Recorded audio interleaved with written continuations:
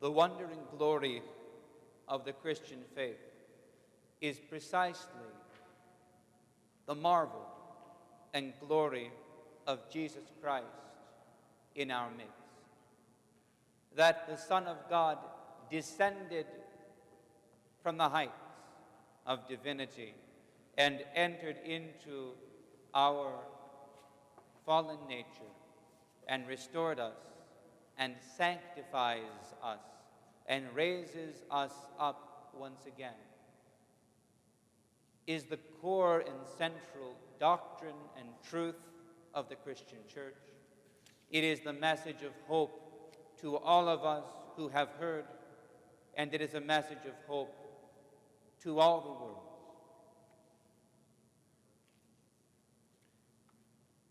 And it is this truth that is upheld and preached on this day in the mouths of the 318 fathers assembled at the Council of Nicaea, who preached and taught and confirmed for all time that God had truly become a human being and that human nature was united with divinity itself in him.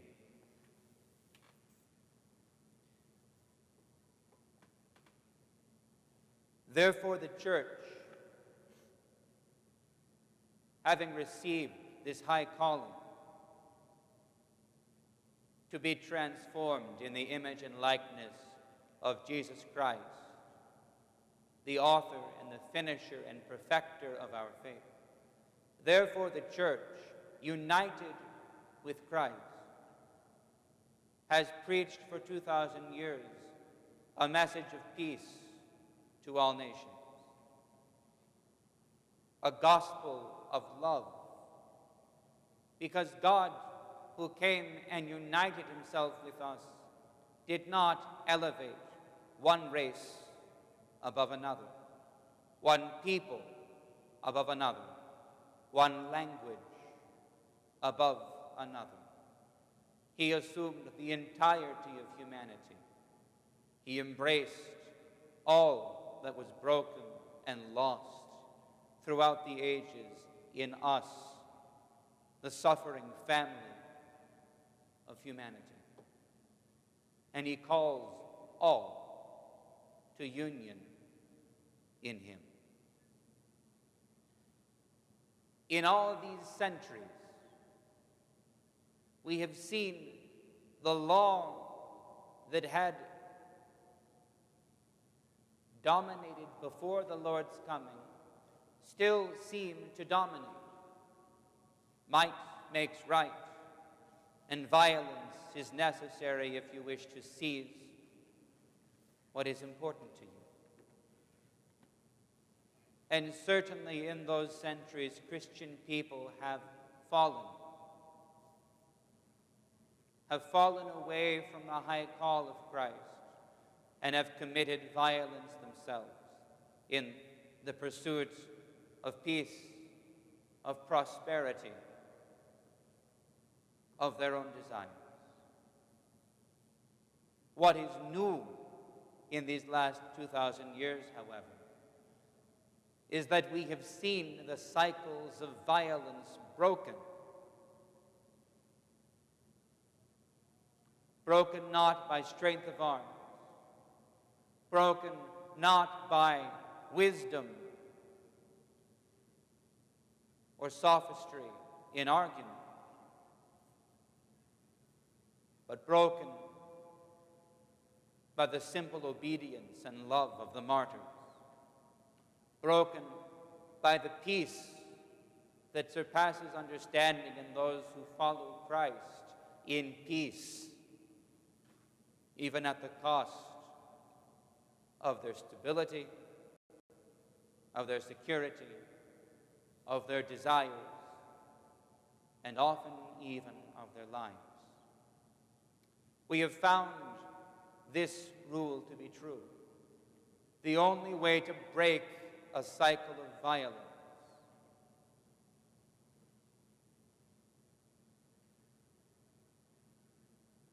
is by the love of the Lord.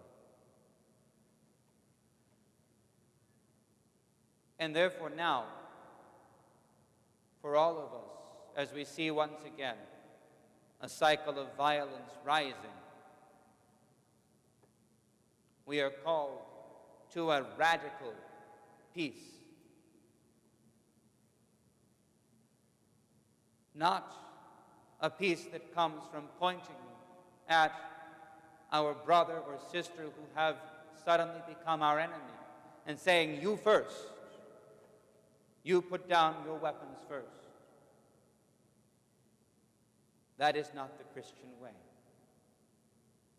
We who are called by the name of the Lord are called to lay down our weapons, to lay aside violence and anger and hatred and judgment and self-justification, and to pray for those who seem to be threatening us, who seem to be our enemies.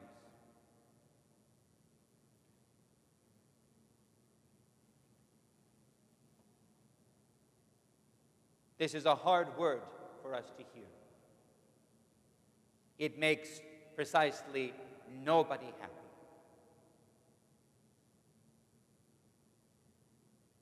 Because the Lord is not interested in questions in this case, in this critical stage. He is not interested in questions of justice or justification. The command is universal. If we would follow him, we must lay aside every earthly care and every earthly weapon and follow him, even to the cross. We may say, however,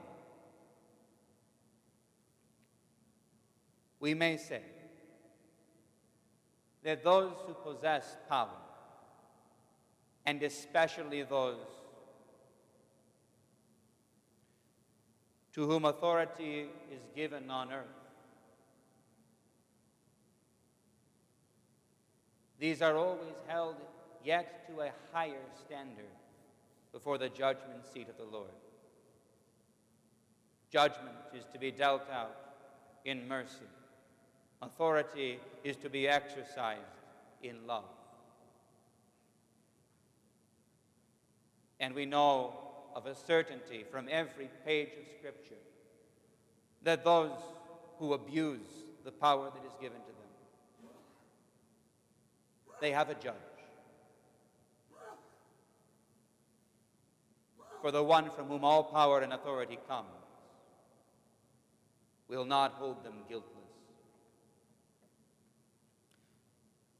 For us, however, for all of us who stand troubled in troubled days, the call of Christ to us is, as always, the call and the message of the cross. Our cross is before us to lay aside anger, to lay aside hatred, to lay aside judgment, and to love and pray for our brothers and our sisters, wherever we may find them. And when we face the question, when we are blessed, rather, to be far away from the violence,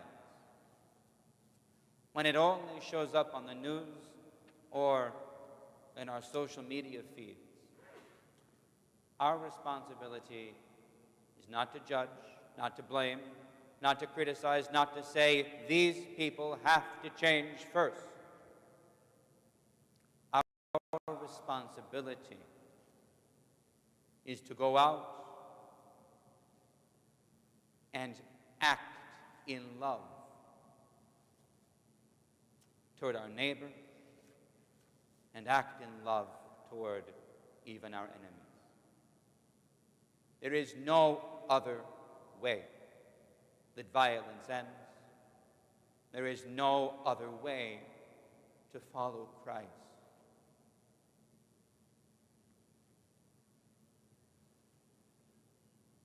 Please stand and we will continue the liturgy.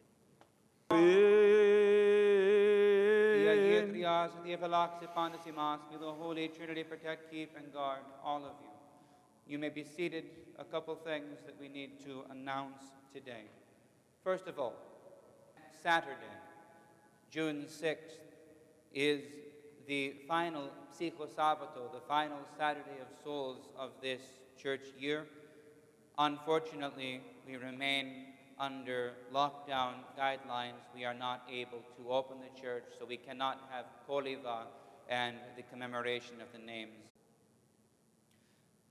2 Sundays from today, June 14th, we are going to do a social distancing graduation parade to celebrate the end of the school year and honor those of young people who have finished either high school or their collegiate studies. We invite all of them and indeed the entire parish to come in your cars. If you want to decorate the cars or fly some streamers behind, fine, but come and we will simply parade around the parking lot. Everyone inside their cars. If the kids want to roll the windows down and shout to each other to say hello, that's fine. We will celebrate the graduation in that way. And after the graduation parade, we will be providing brat dogs, so hot dogs made with brats and chips and a brownie. This light meal to anyone who signs up in advance, free of charge. So please check the bulletin email or check the church website and reserve your meals for your families. Again, free of charge for everyone in the parish who may come and participate. And we hope that many of you do, to celebrate our children completing what surely is the strangest school year in living memory, and to give the young people something positive to remember. Finally, please be aware once again that the guidelines from the metropolis have come through. We are permitted to begin planning to reopen the church on June 21st, on Father's Day. There will be further announcements forthcoming, but you can begin to plan, hopefully, to come back. We will be able to give communion by appointment after that time. We will be, however, limited in the capacity of the church, so please be prepared either to come early, or the best advice we have received is that we should set up a sign-up sheet. So those who want to come, sign up, and then when we are full, we plan things by appointment, or perhaps we plan a weekday liturgy. So, thank you as always for your patience, for your piety, for your dedication, for your eager awaiting of the day when we can return and gather together once again. God bless you all. I hope to see many of you on Zoom. I will turn on the Zoom meeting as soon as I turn off the live stream. God bless you all.